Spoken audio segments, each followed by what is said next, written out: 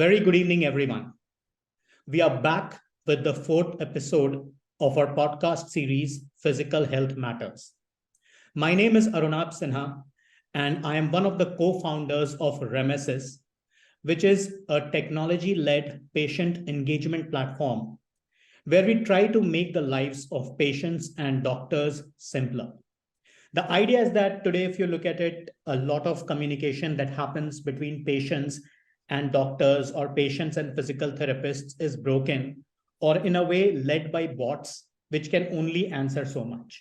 So what we are trying to do is we are trying to use artificial intelligence and machine learning, and we are trying to build intelligent solutions so that physical therapists or doctors can engage patients in a more meaningful manner, which can lead to higher patient retention, higher value add for the patient, and higher revenue generation for the physical therapist on a per patient basis.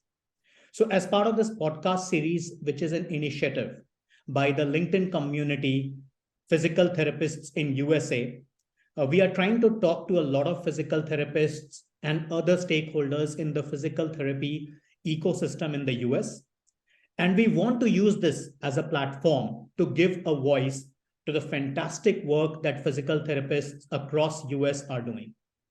A lot many times their voice is lost, credit is given to the surgical procedure guys, or a lot many times physical therapists themselves can be blamed for not talking enough about their work. We want to change exactly this. And I'm delighted that today we have on our platform someone who is very vocal, someone who talks a lot about physical therapy, about burnouts, and a lot of other issues related to physical therapy on social media. He also conducts webinars, conferences, and seminars. And I let the man do the talking for himself. So a very warm welcome, Phillip. We have Phillip Magee with us, and I'll let you talk about your background, Phillip. Over to you. Yes, so thank you for having me. I started as a physical therapist back in 2006. I started out in acute care, working in the hospital setting. From there, after about 6 years, I transitioned into going into home health, and I did home health for about a little bit over 7 years. And then after that, I started to experience a lot of the things that most people would describe as burnout in physical therapy after all that had happened with the pandemic. And for the past year and a half, I've been doing utilization review, where I review medical charts to determine the appropriate discharge plan for typically people that are in the hospital, but oftentimes they're also coming from home or another setting. And I've been doing that for a year and a half. Starting next month, I'll be doing learning and development, which is training people who are going into utilization review how to perform the processes.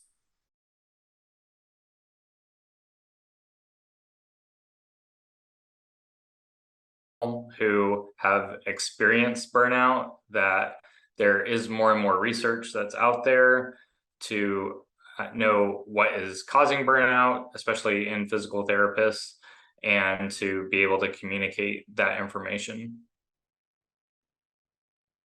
So I think what you have done over the last 1.5 decades covers a wide gamut of aspects or things that are related to physical therapy. And I would love to touch upon them one-on-one. But the first thing that I would like to pick up is burnout, because this is not something that we have covered in any of the episodes so far. But as Remesis, while we were taking our product, while we are doing a lot of demonstration of our product to physical therapists across US, we were targeting a lot of these smaller practices. So typically anywhere between 4 to 15 physical therapists working at one place. And typically the owner, the entrepreneur who himself or herself is a physical therapist and owns that particular practice and employs more physical therapists under them. One common theme that we came across was patient burnout, or for that matter, staff burnout. A lot of these physical therapy practices are reporting that despite offering them good compensation, offering them perks and benefits, a lot of their staff are not staying with them in the longer run. Either they are just quitting and trying to figure out what they want to do in next in life. Some are even repenting the fact that they should not have gotten into physical therapy in the first place. So what are your thoughts? Because you have been working extensively on burnouts. I've seen your posts on LinkedIn as well. So what are your thoughts on burnouts and what are your learnings? Yeah, so that's a great question. I think that burnout is something that has, in the physical therapy literature, been around since the early 80s. That burnout became a pretty popular topic overall in different areas throughout the US and also throughout the world in the late 70s. And so most of the research, they look at a lot of times burnout is just a very broad term and isn't really defined well when used. So I would say burnout is primarily composed of three different things. One is whether or not you think you're good at your job, that you have good self-efficacy. And then the other aspects of burnout are whether you feel like you have any energy, that you feel like you're just exhausted. Usually it refers mostly to emotionally exhausted. And then the other aspect is it's escaping me at the moment. I'll have to think back to the third one, but trying to make sure that you enjoy doing what you do, that you're not wiped out by the end of the day, that you think that your job is meaningful and that you believe that you're making an impact. And what happens when they've looked at, there was a systematic review that was done earlier this year, and they looked at PT burnout worldwide, and they had a lot of different factors that they found. I do think the compensation was the most studied one. It wasn't always, it wasn't 100% of the time that people were experiencing burnout because of lack of compensation. A lot of what it had to do was, do you like the people that you work with? Do you feel like there's any sort of future opportunities? I know from the people that I speak with, a lot of people, they feel like their only options are to be either a clinician, to be in management, or to maybe be a professor or a researcher. And there's more opportunities than just those. But a lot of times, at least I know for myself, when I was doing acute care and home health primarily, that's all that I really knew. So I think being able to show people that there are other opportunities that are out there, and to show that they there are that they feel supported by their leadership. That's another key thing when it comes to burnout, that they found that a lot of what is helpful in burnout is not so much doing individual practices on trying to improve yourself, but also looking at what is the structure of leadership and making sure that you feel heard and that your beliefs are validated. So, and I'd like to continue a little more on the topic. So, you said that burnout is something that has been a part of the parlance when it comes to physical therapy since almost the 80s. And we are on in 2022 today. So, it's almost a 40 years that we have been talking about. So, if you can jog your memory and talk a little bit about, have there been any interventions over these the last 40 years, given how big a raging debate this has suddenly become?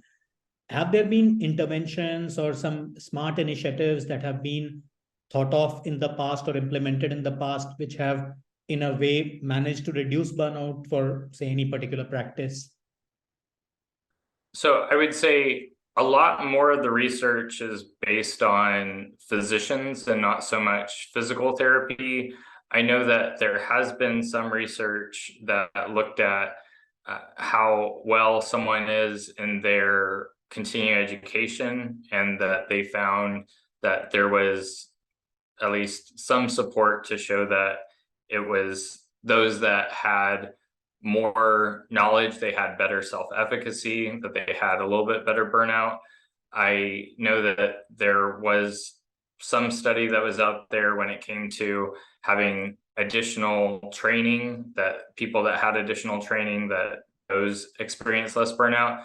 But most of the research would say that it's multifactorial, that you need to have multiple interventions and not just one singular intervention. There is some research that generally, if you're going to try to work on yourself to improve your burnout, that different techniques like mindfulness techniques, and there's more studies that are being done. There's small studies that have been done on using ACT, that acceptance and commitment therapy, that can be helpful in burnout.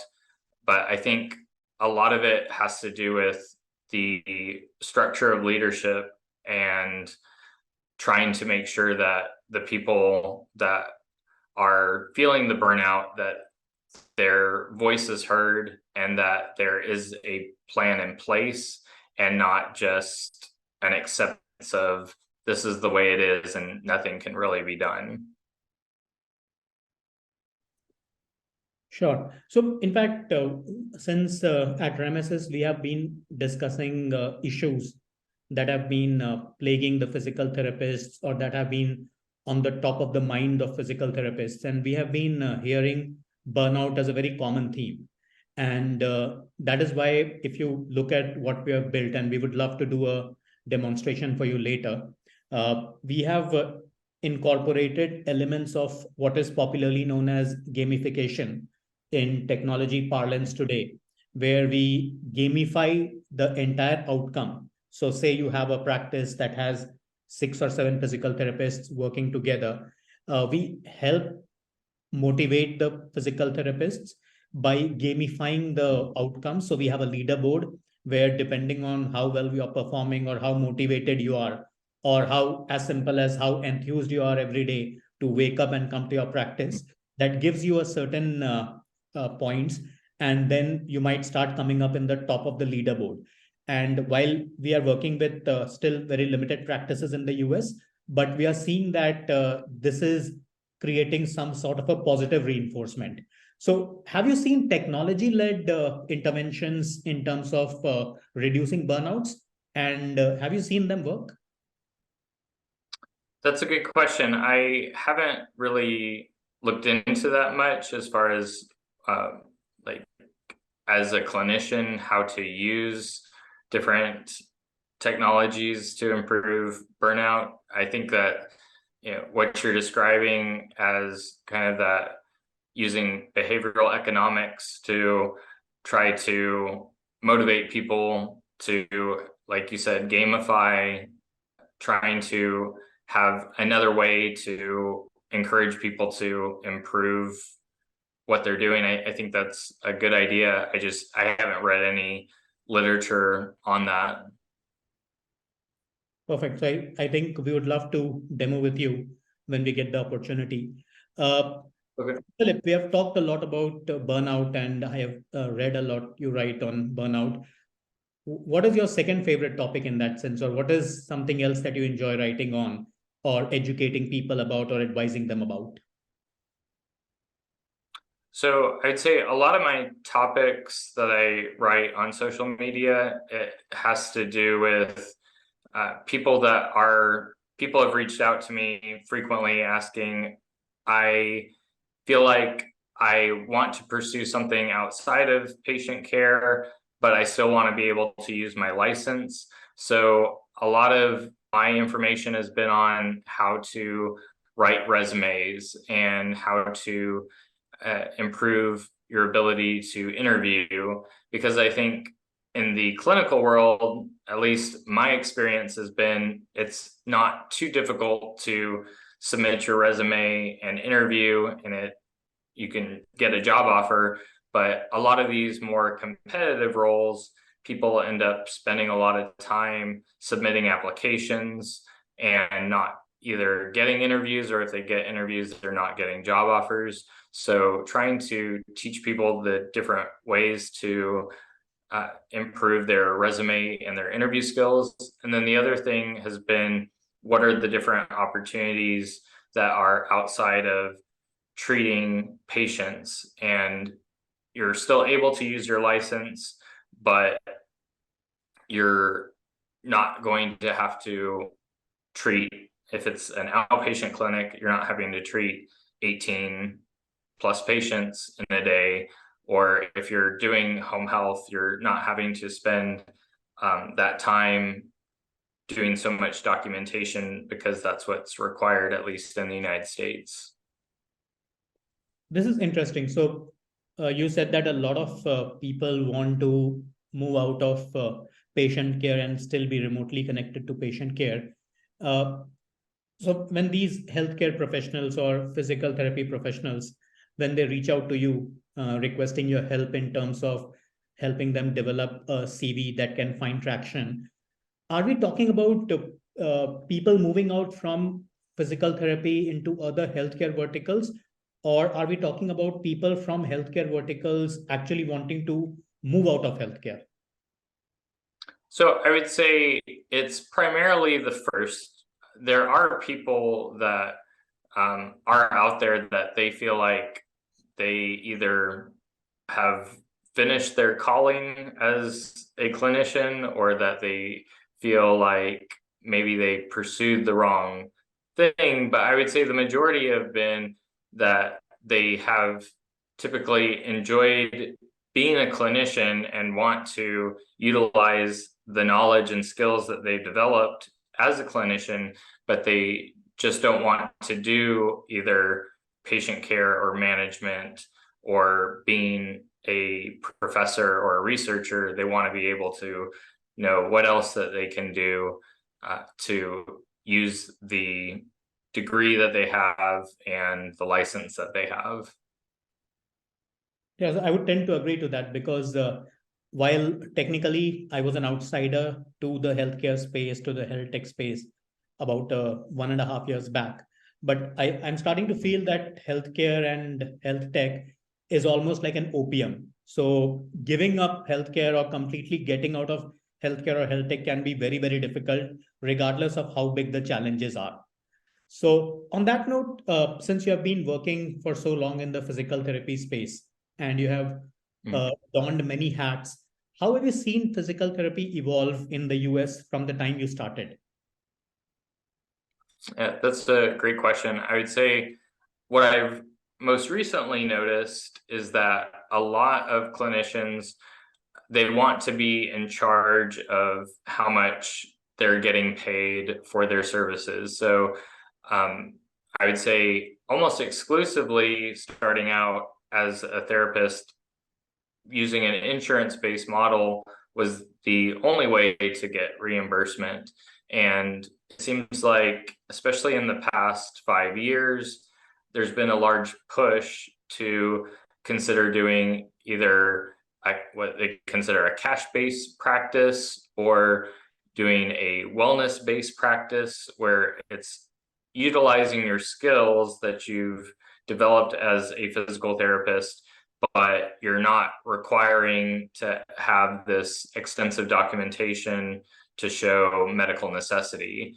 And I know as a clinician, when I was treating patients, there were a lot of people that after you've provided skilled services, they would ideally want to continue to have physical therapy, or at least the knowledge that I had to provide, but they didn't have a skilled need to justify billing to insurance. And so a lot of people, they are either going out on their own or joining other companies that are focused on just getting paid on a cash pay basis instead of requiring reimbursement from insurance. I would say that's the biggest change.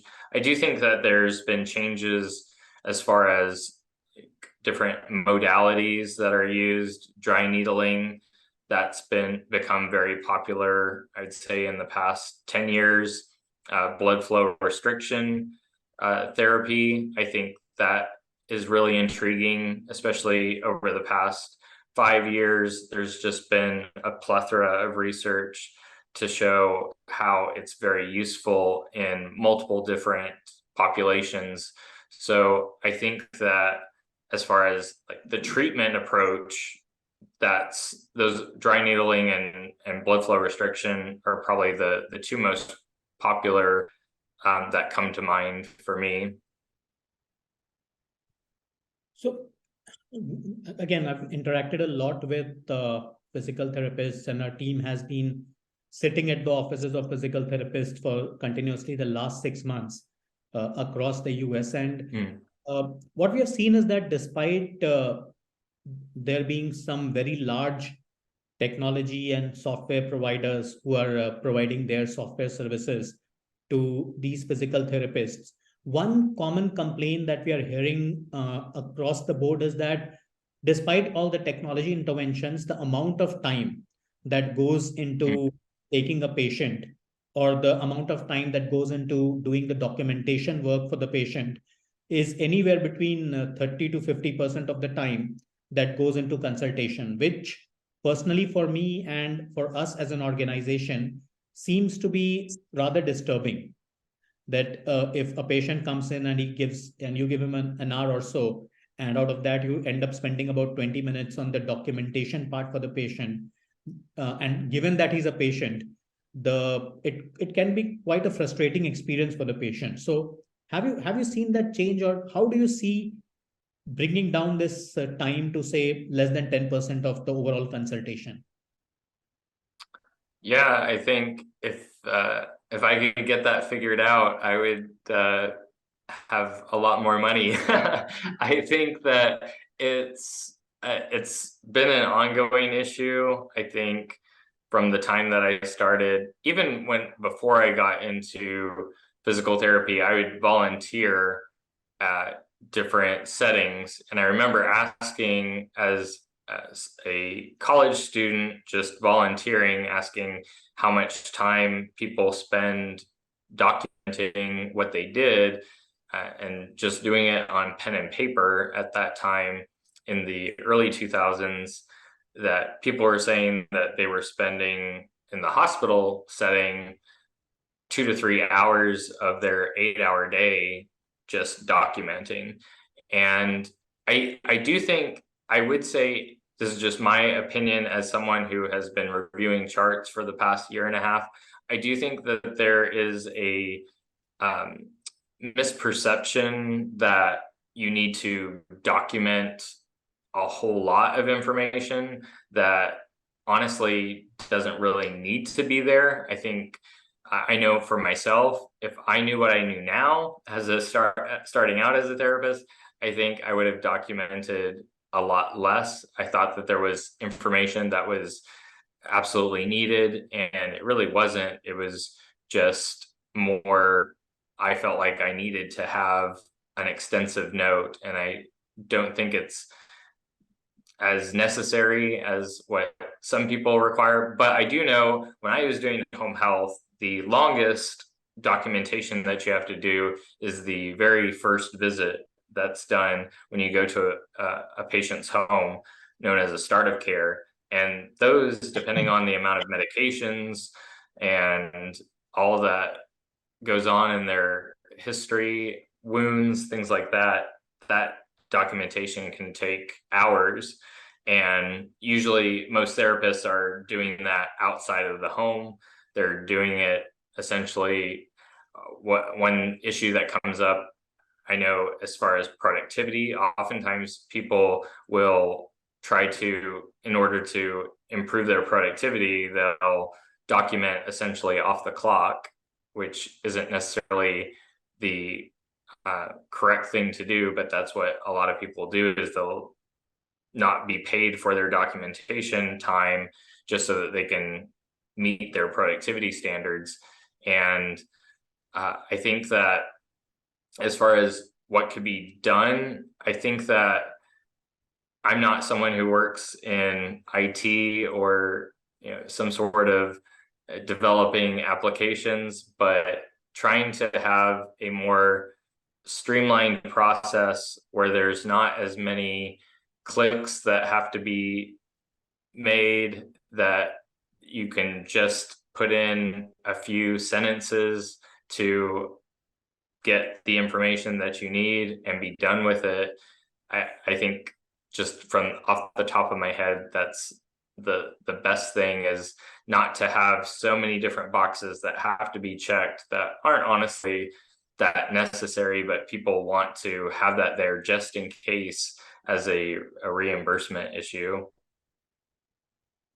That's very helpful. So I think you're talking about segregating must-haves and good-to-haves, and then ensure Mhm. that must-have is something that is being captured, and good-to-have Mhm. is something that can be more optional. Yeah, I agree. Interesting. So before we get to the last part of this discussion, which will be the rapid fire, I just Mhm. wanted to ask you, or rather, I wanted a recommendation or an advice from you for either people who are wanting to enter the field of physical therapy. So maybe I'm someone who's about to graduate and I want to become a physical therapist. Uh, Mhm. what should I be careful about? How should I go about uh, starting, so that say after a decade I can also start my own physical therapy practice, which is what a lot of us aspire to be, entrepreneurs. And for those who are already running their own physical therapy practices, they also have their own set of challenges and own set of aspirations. So some bit of advice, some bit of suggestion from your side, I think would be very helpful to the viewers. Yeah, I think the first thing is to understand your why of why you want to go into physical therapy.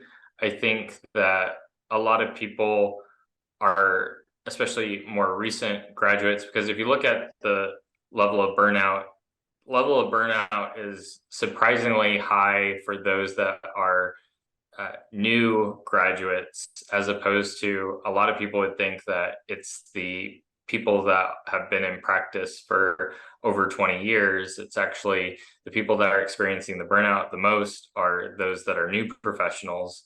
And so understanding your why as to why you're going into physical therapy, and knowing what the return on investment is going to be as far as the education, because I know the amount of cost. You asked what has changed in physical therapy. The amount of cost for education to get a degree in the US has increased dramatically from when I graduated with my master's in 2006. And even when I did my clinical doctorate in 2011, it's significantly more than what I paid back then, what it is now. So knowing your why and understanding the return on investment, is that something that you're going to be okay with as far as how much money you're going to make? I do think a lot of people that go into physical therapy, they really just want to make a difference and help people, but it is important to make sure that you have some business acumen. I know myself, my belief was I just want to treat patients. That's all that I want to do. And I don't want to deal with any of the business aspect. I don't want to do sales. I don't want to do any of those things. And now looking back, I really wish I tried to learn from people as far as understanding selling, understanding business, understanding reimbursement if it's going to be an insurance-based practice, because those are the things that if you don't know those things or you don't understand those are things that are completely outside of your control then. And if you can something that's within your control, that will, I think, help to reduce burnout. So a lot of more recent graduates are going into either cash pay services, or in the US, there are travel therapy services so that they can get paid more. And then the other thing that I would say is trying to find a mentor or a group of mentors, and ideally having diversity in those mentors, because I know for myself, I did have good mentors that were great clinicians, and I was very fortunate to be able to bounce ideas off of them, improve my skill sets.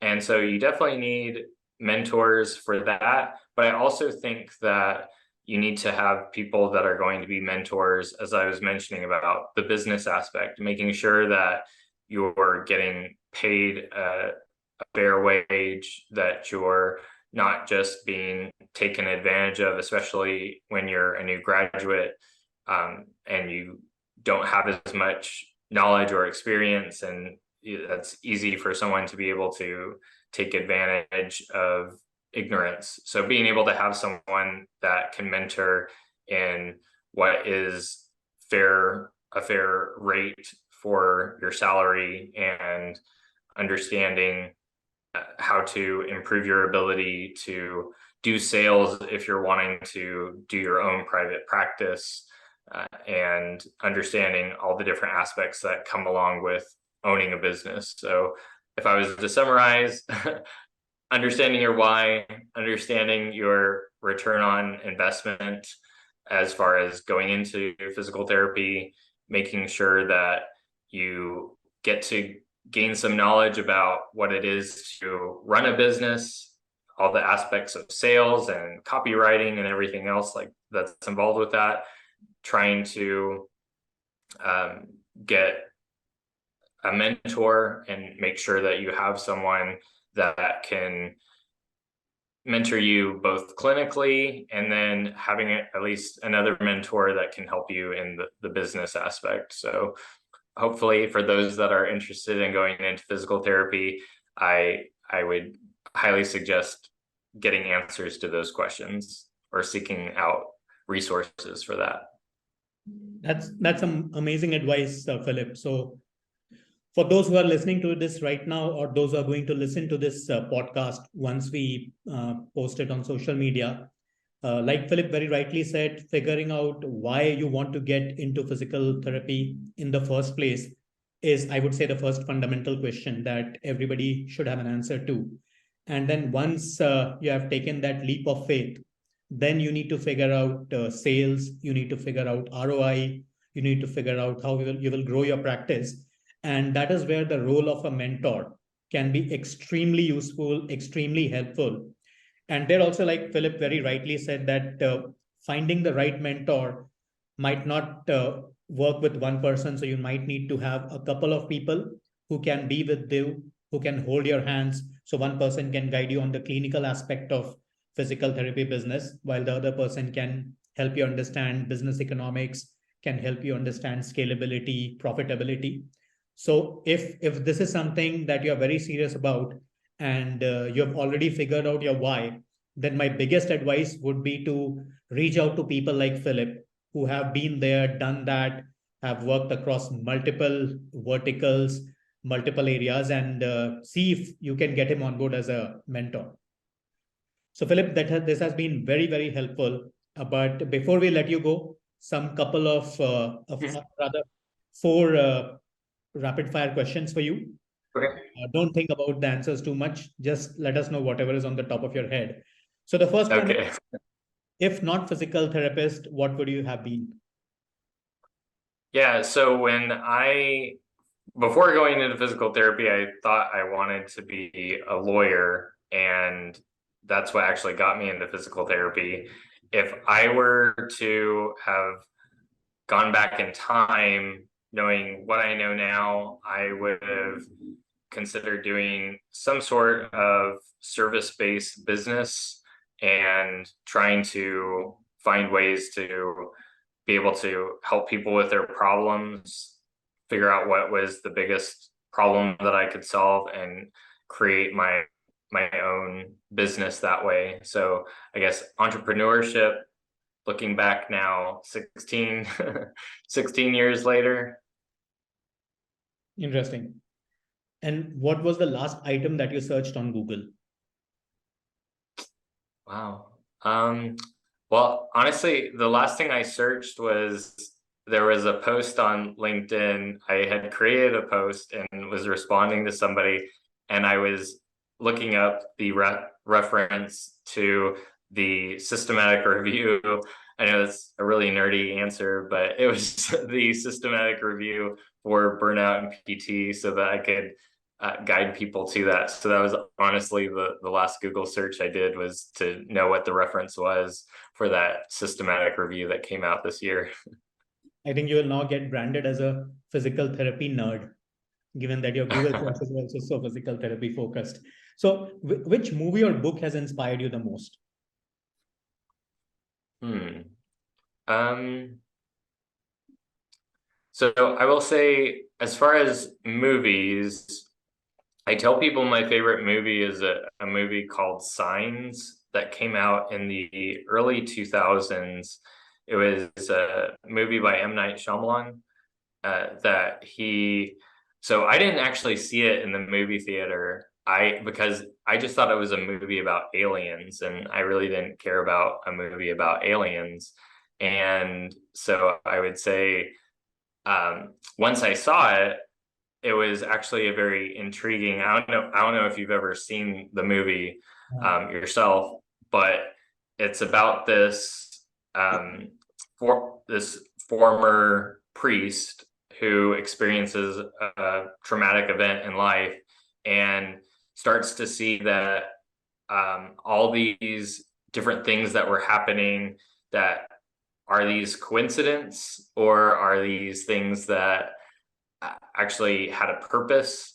And so I can see in my own life, there's so many different things that I wonder, if that one event didn't happen, how different would my life be if I didn't experience that? And so I can think of probably 100 different events in my life where, if this one event didn't happen, how different would the trajectory of my life be? And that's why I really like the movie. Is there's, I think, a lot of theological and philosophical kind of undertones that are there that I really enjoy it. And so that's, I guess, to me, that's the most, as far as movies. Honestly, for me, as far as a book, I first and foremost, I'd say the Bible. I am a Christian, and as if I'm not looking at the Bible, I would say a very useful book has been, trying to think recently, there's I can't. I read a few different books recently. There's not one that sticks out to me, but as you could tell when I was talking about Signs, like I really like that movie. I've probably seen it probably at least 20 times. It's really good. So I think I have seen every movie of Shyamalan, starting from Oh Sixth yeah. Sense, which was his first Uh, movie, and he became very popular. And then I would wait every time for him to release a new movie, because I so loved the Sixth Sense movie. But this is the mhm. first time that I have heard this interpretation of science. And honestly, I had Oh, never okay. thought about it. But now that I think about it, it's a very interesting interpretation that you have given. Mm. The last Yeah. question for you before we conclude today's podcast is, if you had a magic wand and there is only one wish that wand could fulfill for you, what would it be? Mm. That's an interesting question. If I could, I my first thought is ending human suffering. I think that's honestly the reason why I got into physical therapy, was because I saw physical therapy as one of the few professions where you could improve someone's quality of life by the intervention that you as a physical therapist choose.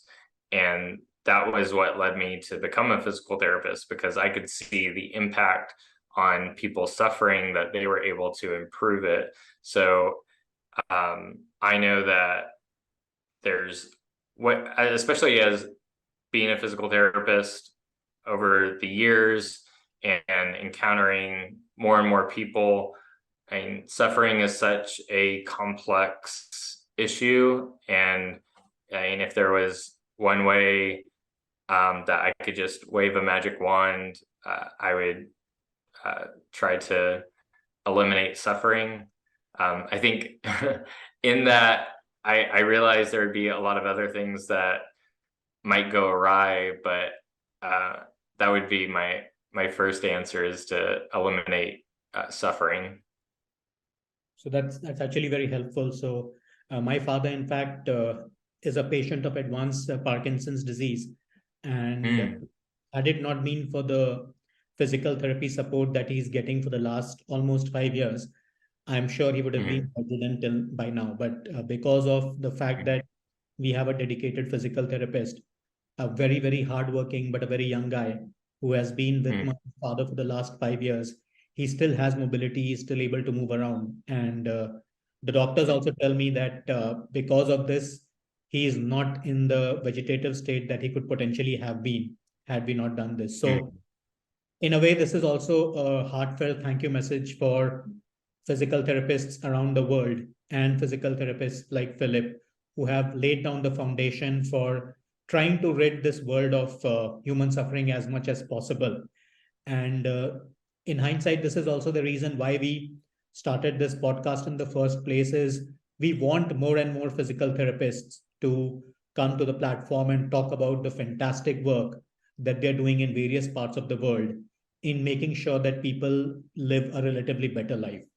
So thank you, Philip. Thank you so much for joining us so late your evening. Really appreciate this.